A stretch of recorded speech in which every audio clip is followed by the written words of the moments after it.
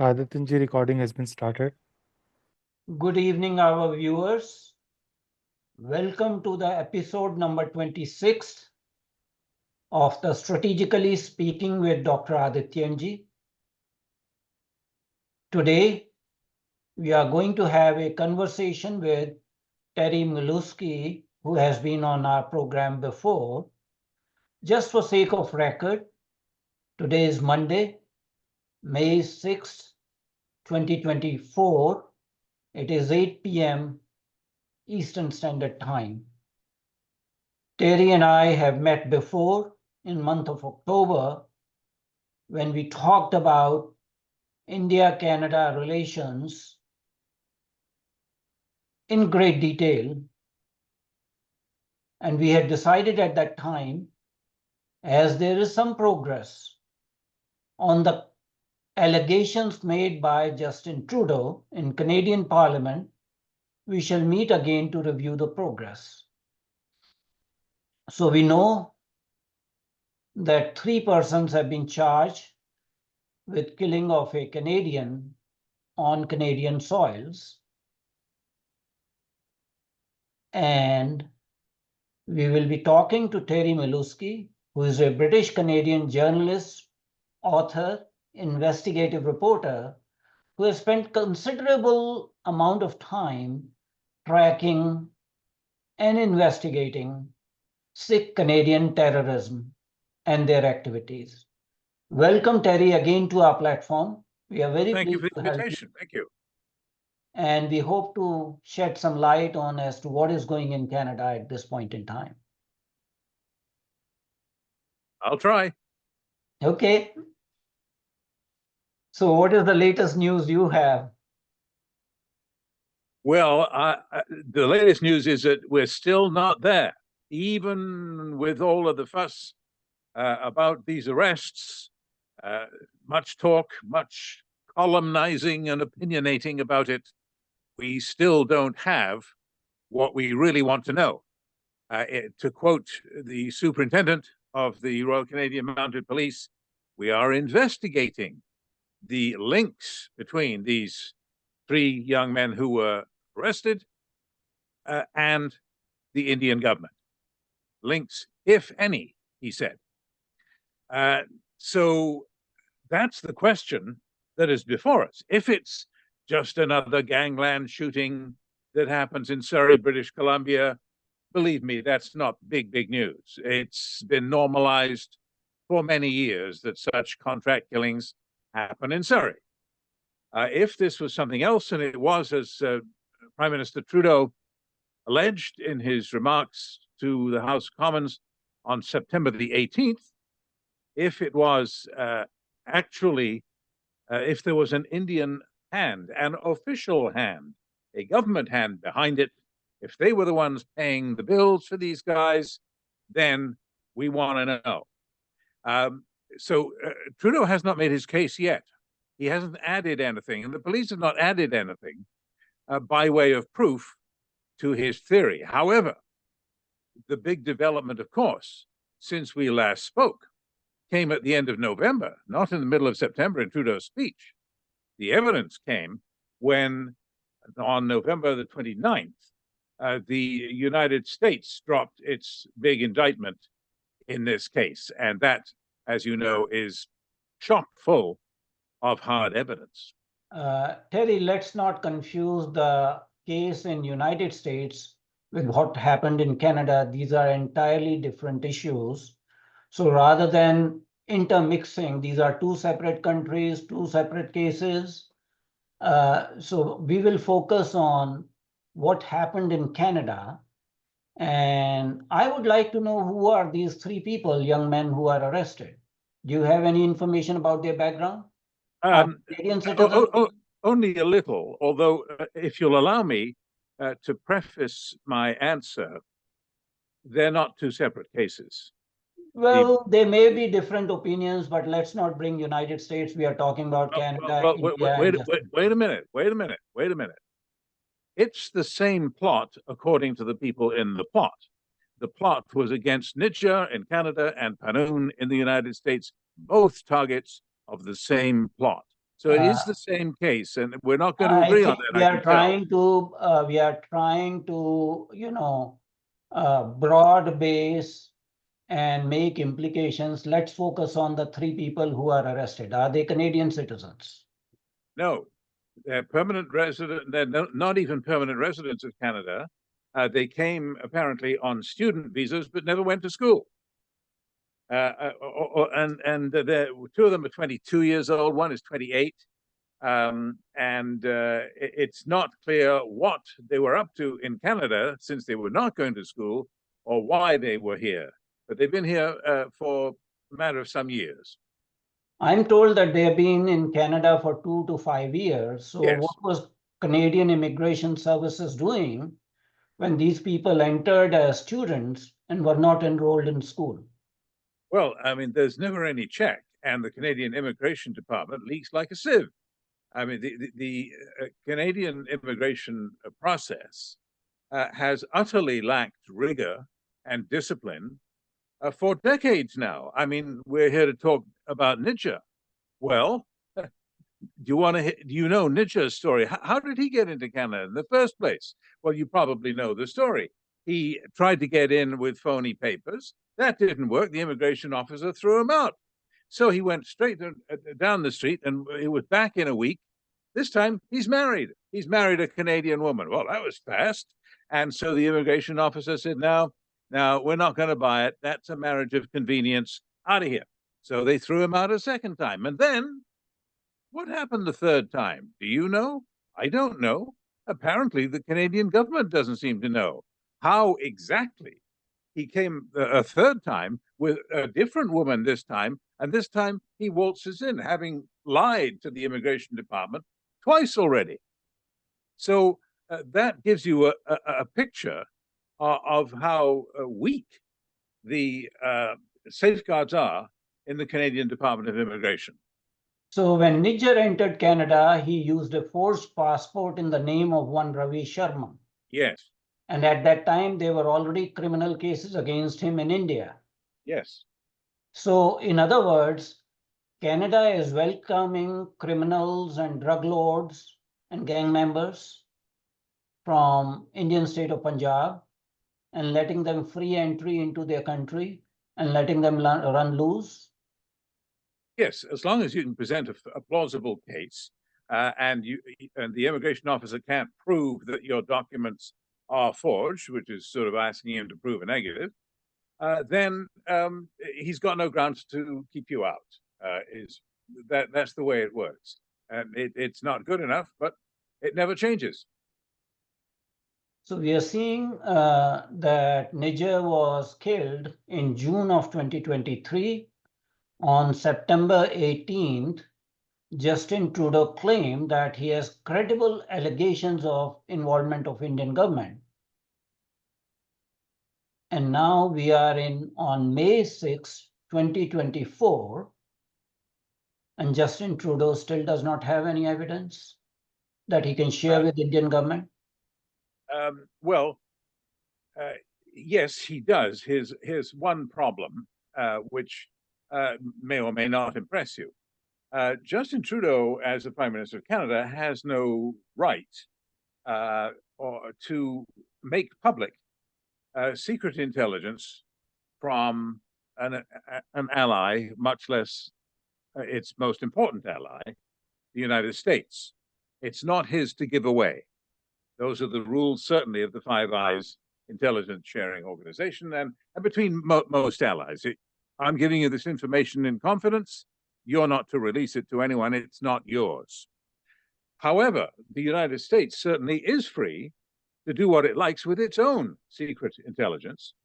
And if the United States, that is, if the Department of Justice, in this case, the DEA, the Drug Enforcement Administration, which stumbled on this plot, if they have secret intelligence, the United States is certainly free to put that information into a criminal indictment if it wishes.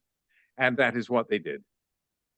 So at this point in time, these three young people who, again, illegally entered Canada on a false pretext, just like Niger came, and purported to be students, but never enrolled, and are involved in some crimes, including possibly involvement in a murder.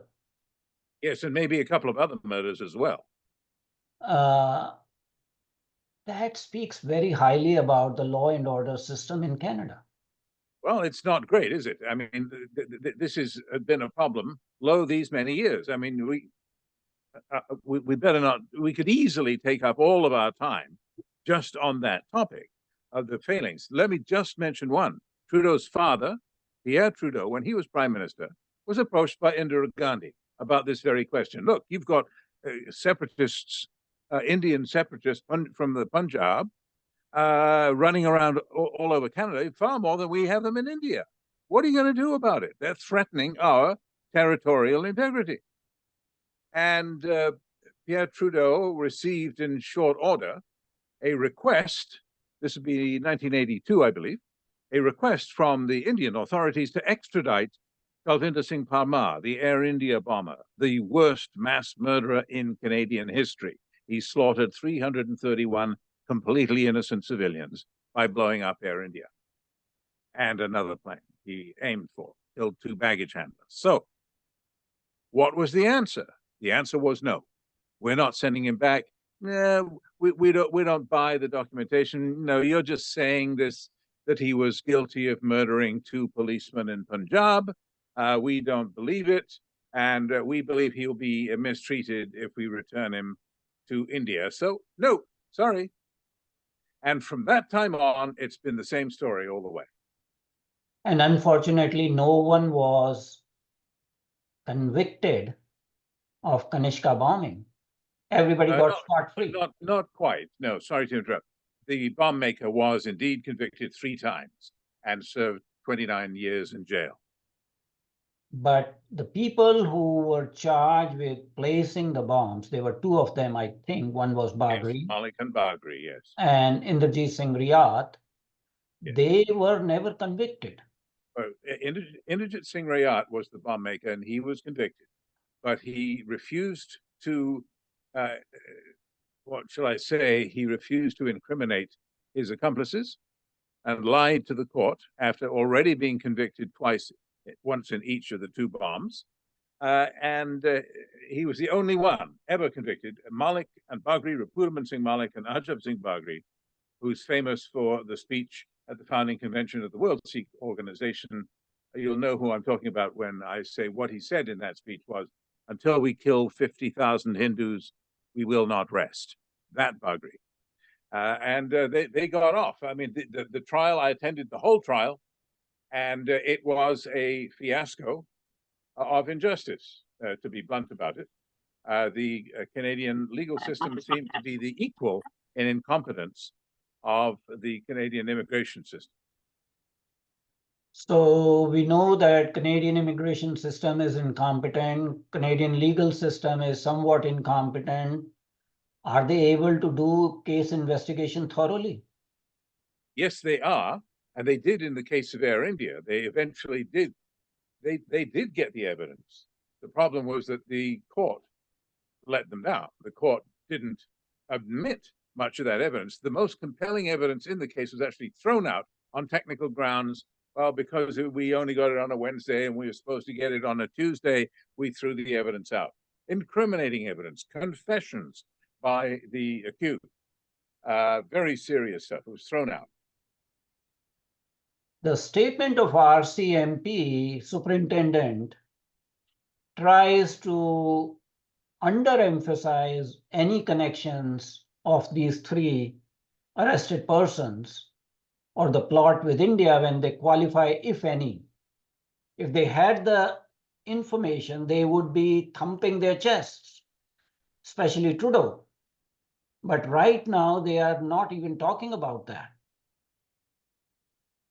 No, they're not, because that ball is being carried down the field by another team, the American team. That's a matter of negotiation right now between the United States and India about what's going to happen about that evidence. Again, we are not talking about United States, it's Canada, India, and this particular case. Forgive me, but I am talking about it because it's extremely centrally relevant. And this game that the Indian side has been playing, that, oh, it's completely different. Read the indictment, read paragraph 6, read paragraph 28, where the members in the plot are saying Nijar is another target of our plot. Again, let's focus on this case.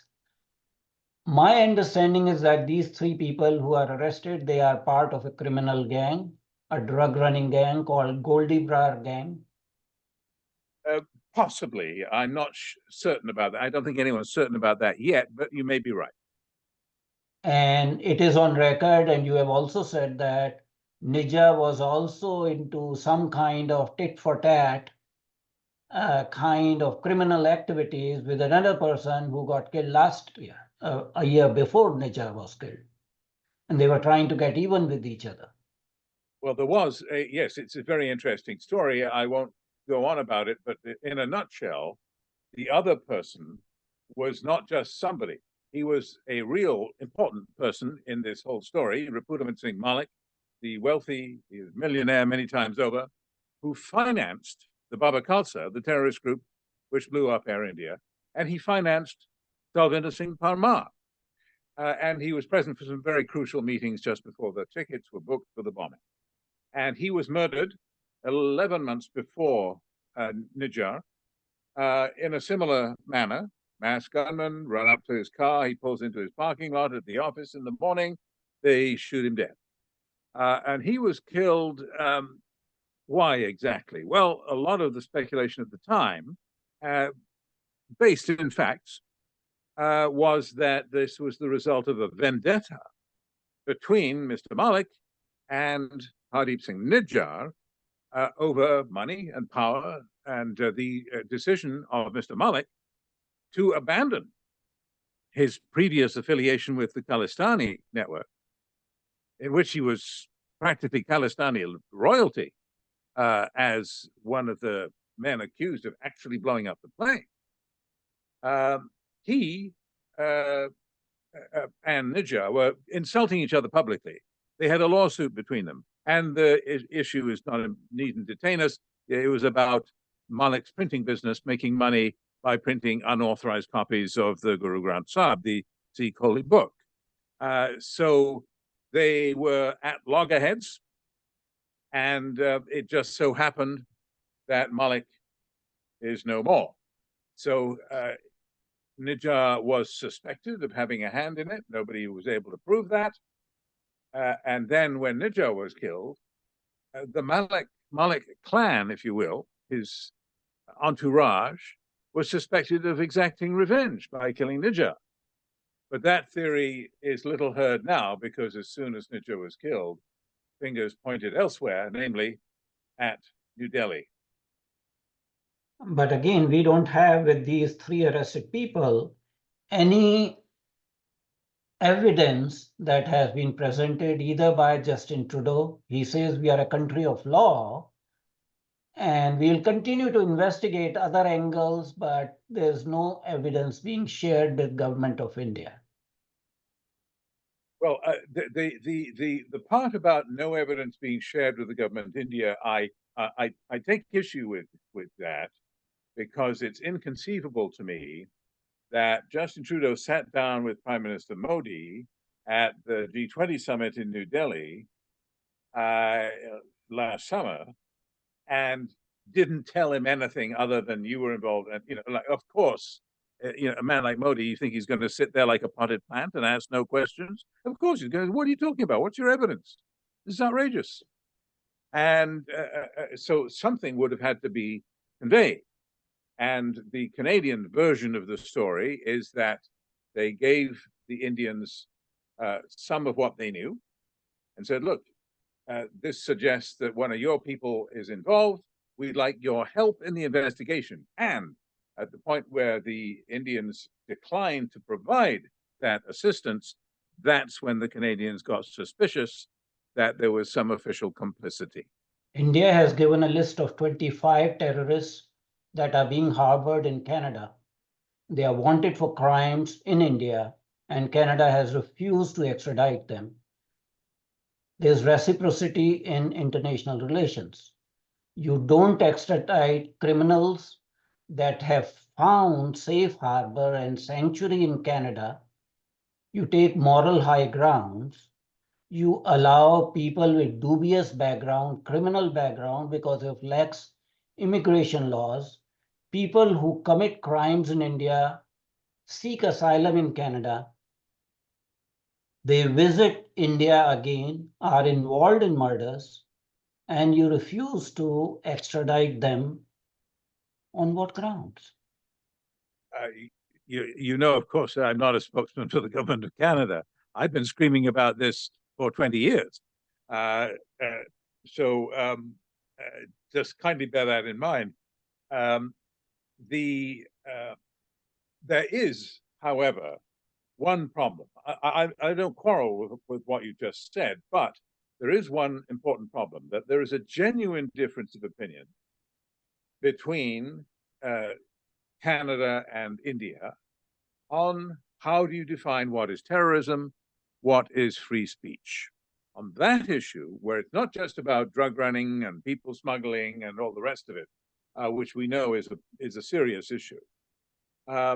It's on that issue of how to define the evidence of terrorism. For example, both Mr. Panoon in New York, and where he spends half his time in Canada, and Mr. Nijjar in Canada, both of them were designated as terrorists in India, but neither of them were designated in either Canada or the United States, because both those countries do not share India's definition of terrorism.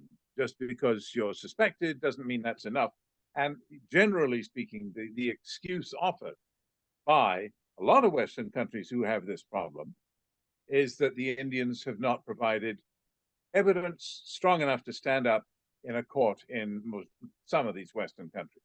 Terry, there is no universally accepted definition of terrorism, even in United Nations. So that is number one fact. One country's terrorist is other country's freedom fighter, and we have seen this. When people like Pannu or Six for Justice, target Indian diplomats, put their posters, dox them with their address. Yes. Say that in November of 2023, people should not travel by Air India because they'll be endangering their lives. If this is not terrorism, what is terrorism? If you openly put $10,000 on the head of Indian High Commissioner stationed in Canada, if this is not terrorism, what is terrorism? It is. And we don't disagree about that at all. And that's the problem. That's the problem that I've been yelling about, as I say, for 20 years, that Canada does not recognize, as it should, the glorification of terrorism as an incitement to violence and to hate. And we let it happen. Most recently, what was it, just 10 days ago?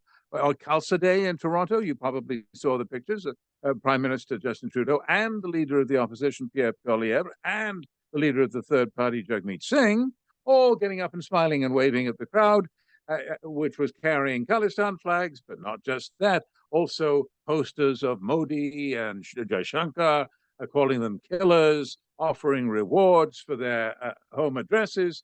And yes, you're right to raise the threat against Air India, that Panoon. These things should not be shrugged off. They should be treated as an incitement to hate and to violence. Actually, not only incitement to hate and violence, but it is pure terrorism, because you have head of government of a fellow democracy, the external affairs minister of that democracy, and the defense minister, Rajnath Singh.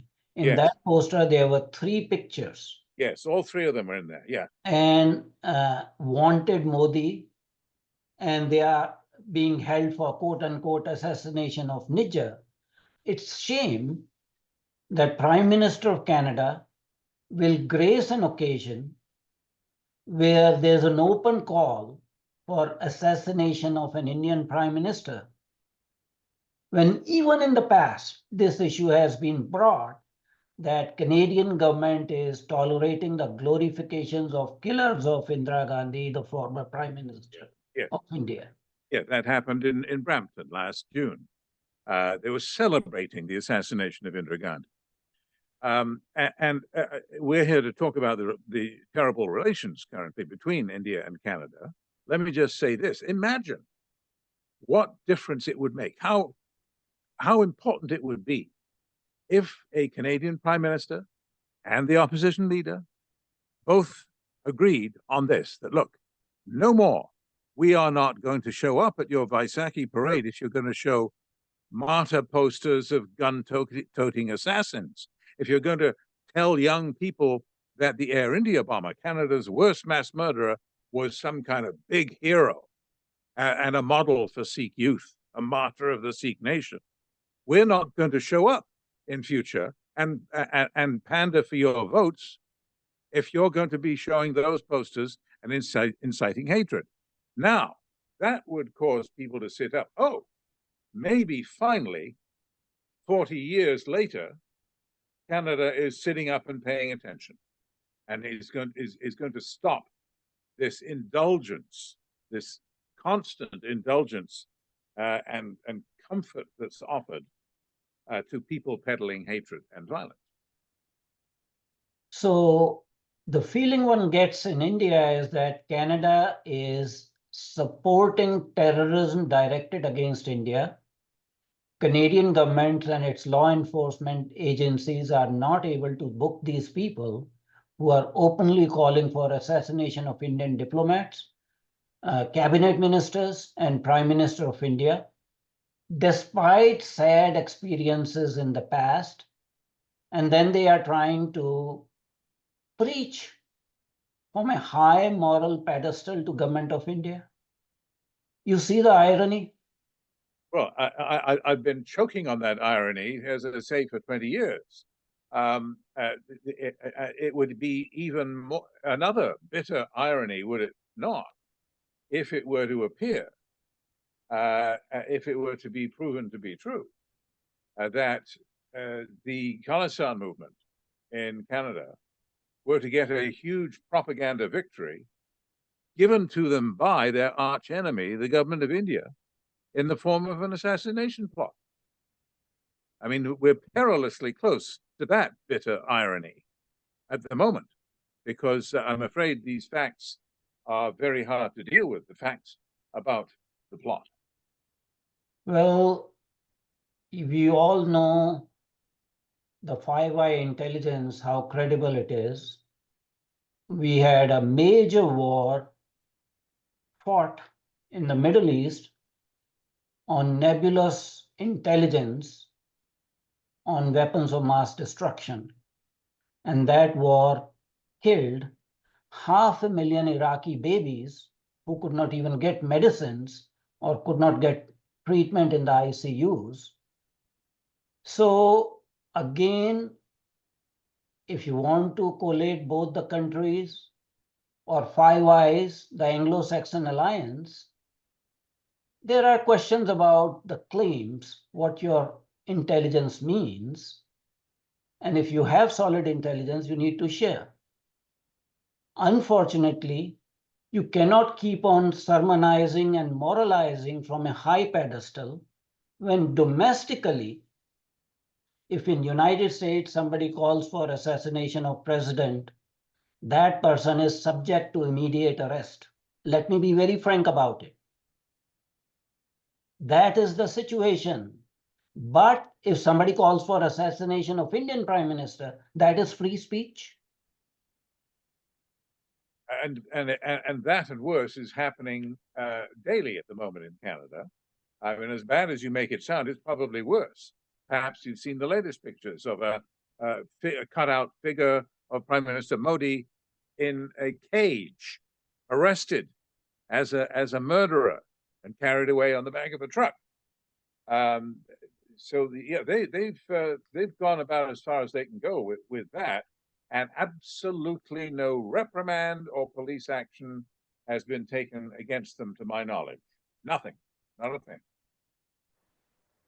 The irony is that Canadian government still has not changed its attitude towards these hate mongers who are using the sanctuary and safe harbor of Canada to call for assassination of leaders of a fellow democracy. Well, maybe this is the time when India can make that point successfully by saying to the Canadians, okay, if you want to sermonize to us, as you put it, we're going to sermonize you. Maybe we can make an agreement whereby you will stop this. You will stop being party to this. Remember, it's difficult for Indians to say, well, change the law, lock them up for carrying flags saying Khalistan Zindabad. That's not going to happen in any Western country. They're not going to abolish freedom of speech. But there is scope, I believe, for some sort of a deal between not just Canada and India, but many Western countries that have complaints that have expelled the RAW station chiefs, for example, Germany, Britain, Canada, and the United States, Australia too, I believe. There is scope for a deal between those countries and India where it's, okay, we have a problem with the Indian modus operandi. We think that you have gone too far in carrying out surveillance and harassment and threats against your critics in our countries. And you have complaints that we indulge these people, so you have to take action. So let's sit down and talk about a better way to deal with this. I think there is likely to be much deeper impact on Canadian society. Just wait and watch. There was a country that harbored terrorists from everywhere and was a fountainhead of terrorism. All terrorist plots worldwide had linkage with that particular country. It's called Jihadistan. And now you look at that particular country, that it is severely afflicted with lawlessness, murders, whatever. The terrorism has actually turned inwards. And there's a danger that Canada, by following the same path, will meet the same fate. Because there is gun running, there is drug running, there is person trafficking in the name of free speech. And the other thing is that in this rival gang warfare, the temples are source of money because a lot of offerings come to temples. So the rival factions try to control the management of the temples. And in that process, they go to all extremes. So you are having an internal law and order situation. And since you allow criminals to escape from India and enter Canada and give them a free hand, you will have Khalistan in Surrey, British Columbia. Yeah, I think we're a little bit further away from that than you suggest. It's a matter of degree, I grant you. But you have to remember what a microscopic share. I'm sorry to interrupt, Adityanjee. We have like 1 minute, 30 minutes. Okay. For the recording. Sorry to bother you. Sorry, I'll just finish that as quickly as I can. We have a microscopic fraction of the Sikhs around the world, and I'm including, of course, where most of them live in Punjab, a microscopic fraction that supports or believes in the concept of an independent Sikh state. If you look at the voting figures in Punjab, or you look at the polls, or you look at the polls in Canada, saw one yesterday, 79% of Sikhs in Canada think that the idea of Khalistan is a complete waste of time. In the Pew Research poll in Punjab, they found 95% of the Sikhs of Punjab were very proud to be Indian. And they said that if you didn't respect India, you couldn't really be a Sikh. And so on. You know the figures of the electoral results. in Punjab. The last couple of elections, they got 2.5% in the last election and 0.3% in 2017 when Captain Amarinder was elected, a fierce opponent of Palestine. So let's not exaggerate what a big deal. The armies of Khalistan are not